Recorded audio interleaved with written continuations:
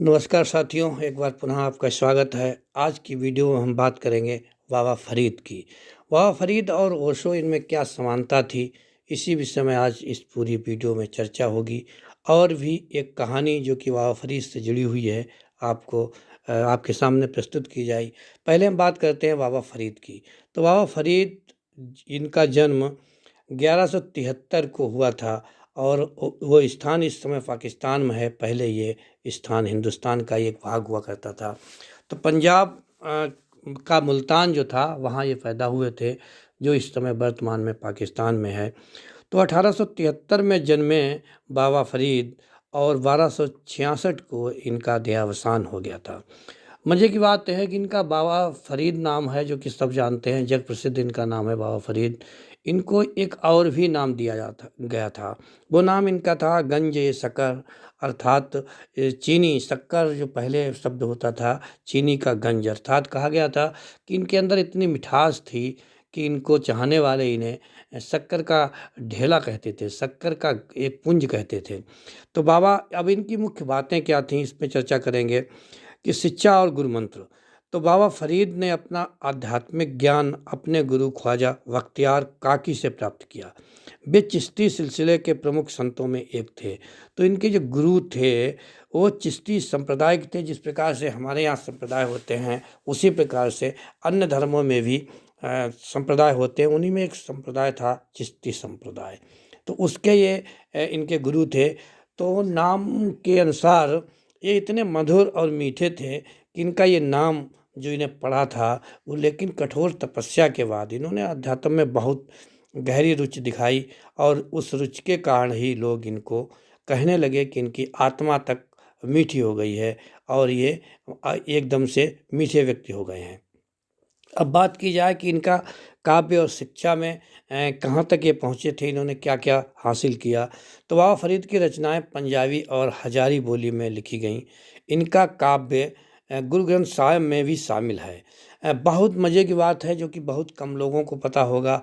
बहुत बड़ी जानकारी यह है कि गुरु ग्रंथ साहिब में बाबा फरीद की जिक्र मिलती है। अर्थात इन्होंने अपने काव्य को इतनी ऊंचाई प्रदान की थी कि जो सिखों का गुरु ग्रंथ साहिब है, उसमें आपकी रचनाओं को शामिल किया गया है। और उनकी कविताएं जितनी भी हैं, वो सब प्रेम, दया और विनम्रता का संदेश देती हैं। इनके अंदर जो इनकी लेखनी थी, वो भी प्रेम का संदेश देती थी और इनका व्यवहार भी दयामय और विनम्र होता था। अर्थात ये जीवन में जो कहते थे वही करते थे। इनसे बहुत बड़ी प्रेरणा हम लोगों को मिलती है। और इनसे एक बार किसी ने पूछा था कि आपके जीवन का उद्देश्य क्या है, तो इन्होंने बड़ा ही सादगीपूर्ण से बताया था कि मैंने मानवता और ईश्वर की भक्ति दो ही के लिए जीवन ये जिया है। और मैं इसमें भी एक चीज़ और जोड़ना चाहता हूँ कि सामाजिक यदि आप नहीं हैं और आप समानता और भाईचारे के समर्थक नहीं हैं, फिर आपका ये जीवन जीना बेकार है। अब बाबा फरीद की दरगाह पाकिस्तान के अमृत एक शहर में है। और वहाँ पर जाकर के हर वर्ष बहुत से लोग वहाँ पर पहुँचते हैं। जब इनका निधन हो गया, तब इनको दफनाया गया था, तो वहाँ पर जो दरगाह बनाई गई है, वहाँ पर हज़ारों लोग, लाखों लोग रोज़ पहुँचते हैं और वहाँ पर बहुत भीड़ रहती है। इससे अंदाज़ा लगाया जा सकता है कि बाबा फरीद कितने प्रसिद्ध थे और कितने प्रासंगिक हैं हमारे लिए आज भी। पहले थे तो आज भी। अब बात करेंगे दूसरे पक्ष की कि सूफ़ी संत को आखिर ओशो ने अपने साहित्य में क्यों अपनाया, आखिर उन्होंने क्यों माना कि ये व्यक्ति बहुत ही महत्वपूर्ण है। तो आपको बताना चाहूँगा मैं ये कि उनकी जो आध्यात्मिकता थी, उनके जीवन के प्रति जो दृष्टिकोण थे, उनकी शिक्षाएँ थीं, वो सब ओशो को बहुत पसंद थी। ओशो चाहते थे कि मैं भी एक ऐसे संत की बात को आगे बढ़ाऊँ जिन्होंने समाज के लिए, मानवता के लिए बहुत काम किया है। और उनके साधारण जीवन जीने की कला को ओशो ने अपने जीवन में उतारा। और इसी वजह से ओशो के प्रवचनों में, ओशो के साहित्य में, ओशो की पुस्तकों में आपको बाबा फरीद की बात ज़रूर मिल जाएगी। अब बात करें अगर कि ओशो ने किन किन बातों पर ध्यान दिया था बाबा फरीद की, तो आप देखेंगे कि जैसे बाबा फरीद मानते थे धैर्य और आहार का महत्व। तो बाबा फरीद ने सब्र और शुक्र दो को अपना आधार बनाया था। वो कहते थे कि आपके जीवन में धैर्य होना चाहिए और आपके जीवन में आभार होना चाहिए। ओशो ने भी अपने प्रवचनों में, अपने साहित्य में आत्मा की शुद्धि के लिए इन दोनों को बहुत आवश्यक बताया। ओशो भी कहते हैं कि व्यक्ति का जीवन धैर्यपूर्ण और आभार से भरा होना चाहिए। ओशो ने कई बार कहा है कि यदि आप प्रार्थना करते हैं तो प्रार्थना मांगने की वस्तु नहीं है, प्रार्थना में कुछ मांगा नहीं जाता है, प्रार्थना में याचना नहीं की जाती है। आप याचक बन के अगर जाते हैं, भले ही आप प्रभु के सामने जाएं, आप ईश्वर के सामने जाएं, फिर आपका कद बहुत छोटा है। आप वहाँ जाइए शुक्रिया अदा करने, आप आभार व्यक्त करने जाइए। अब बाबा फरीद कहते थे कि आंतरिक शांति का मार्ग क्या है, तो ओशो ने इसी बात को आगे बढ़ाया है। वो भी कह रहे हैं कि आपके अंदर की जो शक्तियाँ हैं, आपके अंदर जो ऊर्जा है, वो आपको बाहरी दुनिया की उलझनों से हटाकर आपको भीतर की शांति की ओर ले जाएगी। तो बाबा फरीद का ही ये सिद्धांत ओशो ने अपने जीवन में उतारा और उन्होंने कहा है कि बाबा जी ने जिस बात पर ज़्यादा ध्यान दिया था वो यही था कि आप संसार की उलझनों से आगे बढ़कर उन उलझनों से एक रास्ता निकालिए और आप जब अपने अंदर प्रवेश करेंगे वहाँ पर आपको आंतरिक शांति का मार्ग मिलेगा। तीसरी बात जो प्रमुख थी कि प्रेम और करुणा, तो वह फरीद ने जो प्रेम और करुणा की बात की थी, इसी संदेश को आगे बढ़ाते हुए ओशो ने भी कहा था कि मानवता के कल्याण के लिए प्रेम और करुणा दोनों बहुत आवश्यक हैं। उन्होंने कहा कि बाबा फरीद की कविताओं में और उपदेश में हर इंसान के लिए ये सहानुभूति भर देती है कि आप प्रेम और करुणा के साथ जीवन जिएं। चौथी बात जो प्रमुख थी, सादगी और विनम्रता। तो ओशो ने बाबा फरीद की सादगी और उनकी जीवन में जो नर्म रहने का लहजा था, जिसके पर उनका जीवन टिका हुआ था, वो फरीद आदर्श मानते थे इसी बात को कि आखिर हम सादगी में कैसे जी सकें, सादगी को हम जीवन का मुख्य मार्ग कैसे बता सकें। तो ओशो ने भी यही किया। उनके जीवन से ओशो ने जो सीखा था उसे उन्होंने असली धर्म बताया था कि यदि आपके अंदर सामाजिक समता, समरसता और सादगी है तो आप अपने आप को एक अच्छे मानव के रूप में प्रस्तुत कर सकते हैं, एक अच्छी ज़िंदगी आप जी सकते हैं। आगे भी बाबा फरीद के बारे में ओशो फिर आगे कहते हैं कि आपके अंदर धैर्य और आभार होना चाहिए। अब धैर्य और आभार यहाँ पर दोनों बातें हैं। यदि हम आध्यात्मिक रूप में सोचें तो धैर्य का मतलब है कि आप जो कर रहे हैं उसको फल को पाने की इच्छा आपकी तुरंत जागृत नहीं होती है। आप चाहते हैं कि आज हमने भलाई की और आज ही हम उसका प्रतिफल मिले, तो आप फिर गलत रास्ते पर हैं। बाबा फरीद कहते हैं कि आपके पास पर्याप्त धैर्य होना चाहिए इस बात का कि आप जो अच्छाई कर रहे हैं वो किसी दिन अच्छाई समाज में दिखेगी। वो भले ही आपको अच्छाई के रूप में न प्राप्त हो, लेकिन समाज में उसके द्वारा परिवर्तन होगा। शब्द का मतलब भी यही था कि आपके पास में धैर्य है और आपके जीवन में आभार है, फिर आप जीवन में आगे जरूर जाएंगे। अगर आप आगे नहीं जाएंगे तो आपने जो रास्ता दिखाया है उस पर जो लोग चलेंगे वो आपको बहुत आगे ले जाएंगे। तो बाबा फरीद से जो भी ओशो ने सीखा था वो मानवता के लिए बहुत ही उपयोगी था। उसी आधार पर उन्होंने बाबा फरीद को अपना एक तरह से गुरु माना था। बाबा फरीद की चर्चा कौन सा ऐसा उनका प्रवचन है जिसमें ना हो। और बाबा फरीद की जो प्रसिद्धि थी, जिसको अगर आप सोच लेंगे, आप अगर जानना चाहेंगे तो एक बहुत छोटी सी कहानी है जिससे पता लगता है कि बाबा फरीद समाज के प्रति क्या रवैया रखते थे, उनके मन में कितना प्रेम था, कितनी करुणा थी और कितनी दया थी। एक रात ओशो ने कहानी सुनाई थी कि एक रात एक चोर बाबा फरीद की झोपड़ी में घुस जाता है।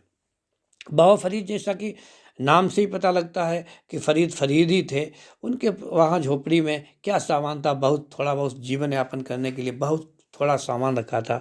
तो एक रात एक चोर जाकर के झोपड़ी में घुस जाता है।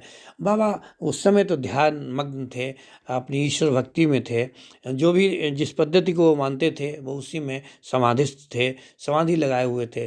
बाबा ने देखा जब झोपड़ी में थोड़ी सी चहल पहल हुई, तो क्योंकि बाबा के यहाँ कभी कोई चोर या डाकू नहीं पहुंचा था कि उसे ज़रूरत नहीं थी, सभी जानते थे, बाबा की ख्याति इतनी फैल चुकी थी जो सभी जानते थे कि यहाँ एक सज्जन पुरुष, एक महान आत्मा, एक बहुत ही अच्छा व्यक्ति रहता है।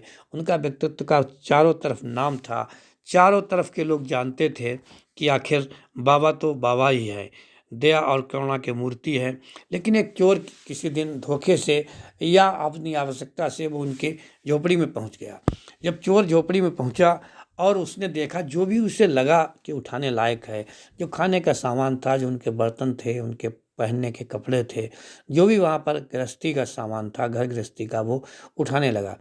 अब वो चोर तो चोर था, उसके पास जितनी समझ उतना वो काम कर रहा था। चोर चाहता था कि मैं इस झोपड़ी से ज़्यादा सामान उठा के ले चलूँ, लेकिन जब उसने देखा तो उसका बोझा बड़ा हो चुका था, भारी हो चुका था, वो उससे बहुत बामुश्किल से उठा।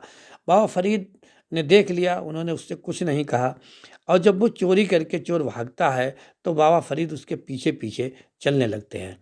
अब जब उसने देखा कि इस झोपड़ी से मैं अभी निकला हूँ, यहाँ पर एक बाबा बैठे थे, उन्होंने उस समय तो कुछ नहीं कहा, लेकिन अब वो मेरे पीछे क्यों आ रहे हैं, ये सोच करके वो चोर बार बार पीछे को देखता था। तो बाबा फरीद ने उससे कहा कि आप डरो मत, आप डरिए मत, आप डर निकाल दीजिए। अब चोर कहता है कि मैं डरूं नहीं, वो तो ठीक बात है, लेकिन आप पीछे क्यों आ रहे हैं। तो बाबा फरीद कहते हैं कि आप पहले अपने मन से डर निकालिए, अपने मन से भय निकालिए, और फिर मैं आपको बता सकता हूँ कि मैं पीछे क्यों आ रहा हूँ। चोर जो है, क्योंकि उसके पास सारा उनका सामान था, चोर डरते हुए बोला कि बताइए, मैंने डर निकाल दिया, मैंने भय निकाल दिया, अब आप मुझे बताइए कि आप मेरे पीछे पीछे क्यों आ रहे हैं। मैंने चोरी की है, मैं मानता हूँ, लेकिन अब मुझे जाने दीजिए। बाबा फरीद कहते हैं मैं इसलिए आपके पीछे आ रहा हूँ कि ऐसा न हो बोझा भारी है, कहीं आप थक जाएं। जब आप थक जाएंगे तो आप ये बोझ अपने घर तक नहीं ले जा पाएंगे, आपकी सारी मेहनत बेकार जाएगी। मैं इसलिए आ रहा था कि अगर कहीं आप थक गए तो मैं आपका सामान उठाकर आपके घर तक पहुंचा दूंगा। चोर ने सुना तो वो हैरान तो रह गया, लेकिन उसने कहा ऐसा हो नहीं सकता है। वो और तेजी से अपने घर की तरफ दौड़ा, और वो आदमी जो है दौड़ता जा रहा था, और फरीद उसके पीछे जा रहे थे। लेकिन वो आदमी मन में सोच रहा था कि कितना अजीब इंसान है, मैंने इसकी चोरी की है, जिसे मैं लूट के लाया हूँ, जिसे मैं लूट रहा हूँ, वो मेरी मदद कैसे कर सकता है। ये केवल कह रहे हैं या मुझे कहीं पकड़ने के उपाय में लगे हुए हैं। लेकिन धीरे धीरे दोनों चलते रहे, चलते चलते चोर अपने घर पहुंच गया। बाबा फरीद ने देखा वो घर पहुंच गया तो उन्हें कहा कि अगर तुम्हें और भी किसी वस्तु की आवश्यकता हो, जो मेरे झोपड़ी में, जो मेरे आश्रम में, जो मेरे घर पर रखी है, बाबा फरीद कहते हैं वो आप रखी हुई चीज़ आपकी है। आपको अगर अन्य किसी भी वस्तु की आवश्यकता हो तो आप मेरे से मांगिए, मेरे से कहिए, मैं पहुंचा दूंगा। इस बार जो है आपको आना भी नहीं पड़ेगा, मैं पहुंचा दूंगा, आप मुझे पहले से ही बताना। अब वो चोर बेचारा बहुत परेशान, हैरान हो गया कि आखिर ऐसी क्या बात है, एक व्यक्ति मुझसे कह रहा है कि अगर आपको कोई और वस्तु की आवश्यकता हो, अगर आपको कोई और चीज़ चाहिए तो आप मुझसे मांग लेना। जब वो व्यक्ति हाथ जोड़ने लगा, उसने कहा बाबा अब आप जाइए, मुझे किसी वस्तु की आवश्यकता नहीं है। बाबा फरीद ने एक बार पुनः उसके हाथ जोड़े और उससे कहा कि मैं तो इसलिए कह रहा हूँ, यदि आपको आवश्यकता हो तो आप मुझसे मांग लेना, सिर्फ इतना बचा देना, इस अगली बार जब आप आएँ तो चोरी मत करना, आप मुझसे पूछ लेना, मैं आपको सब कुछ दे दूँगा। और अगर आप चलने फिरने में असमर्थ हों, यदि आपको लाने में भी कष्ट हो, तो मैं आपके घर पहुँचा दूँगा। ये सुनकर के चोर को बहुत ही गहरा पश्चाताप हुआ। वो सोचने लगा कितना अजीब व्यक्ति है, आखिर उसे वही अपने हृदय को बदलना पड़ा, वहीं पर बदल गया, और उसने बाबा फरीद के पैरों पर गिरकर, उसके चरणों में गिरकर माफ़ी मांगी और कहा कि आप जैसे महान संत के सामने मैंने जो पाप किया है, आपके यहाँ जो चोरी की है, कृपया मुझे सही मार्ग पर ले चलिए, अब मैं कभी चोरी नहीं करूँगा। बाबा फरीद ने उसे माफ़ कर दिया, उसे गले लगा लिया, और प्रेम और सच्चाई के मार्ग पर चलकर मेहनत करने की शिक्षा दी। उस दिन से वो चोर बदल गया, वे एक ईमानदार इंसान बन गया, और बाबा जी ने उसका बहुत बहुत धन्यवाद किया। फिर भी चोर कहता था कि महाराज जी मैं बदला हूँ, तो इसमें मुझे आप धन्यवाद क्यों देते हैं। तो बाबा फरीद ने अपने प्रवचनों में बताया है कि मैं उस व्यक्ति को धन्यवाद इसलिए देता था कि उसने धन्यवाद का कार्य किया है। चोर भी बदल सकता है प्रेम से, लेकिन हमने प्रेम नहीं किया, हमने तो सिर्फ उससे साफ बात की, उसे सच्चाई बताई, और वो व्यक्ति बदल गया। उसको कहते हैं कि इतनी ही सच्चाई के साथ यदि समाज में हम काम करें, हम उन बुरे लोगों को जो किसी कारणवश बुराई में फंस चुके हैं, किसी कारणवश जो समाज से कट चुके हैं, जो समाज में अब अपने को अलग थलग पा रहे हैं, अगर हम उनके बीच पहुंच करके अच्छाई की बात करें, सद्मार्ग की बात करें, तो हो सकता है वो लोग वापस आ जाएं और समाज की मुख्य धारा में जुड़ करके समाज को आगे बढ़ाने के लिए, देश को आगे बढ़ाने के लिए काम आएँ। तो साथियों, इतने विचित्र थे बाबा फरीद, जिन्होंने एक बुरे व्यक्ति को सही रास्ते पर लाने के लिए सिर्फ और सिर्फ सच्चाई का मार्ग अपनाया। वो सिर्फ उपदेश नहीं देते थे, बल्कि वो जीवन में उस चीज़ को उतार के दिखाते थे। आज भी कहीं भी चर्चा होती है तो बाबा फरीद के विचार, उनकी करुणा, उनकी दया, उनका प्रेम, ये लगता है कि साक्षात हमारे और आपके सम्मुख ही खड़ा हो। उससे भी आगे बढ़ते थे ओशो, जिन्होंने 1176 की बात थी, कितना समय हो गया है, आज हम 2024 में जी रहे हैं। 1000 लगभग साल के बाद में भी बाबा फरीद के विचारों को जन जन तक पहुंचाने का कार्य जो ओशो ने किया है, वो बहुत सराहनीय है। यही सराहनीय कार्य आप भी कर सकते हैं। आप भी इस वीडियो को अपने उन मित्रों के पास, अपने उन संबंधियों के पास भेज सकते हैं जो जानकारी लेना चाहते हैं बाबा फरीद के बारे में, जो समझना चाहते हैं ओशो की विचारधारा को।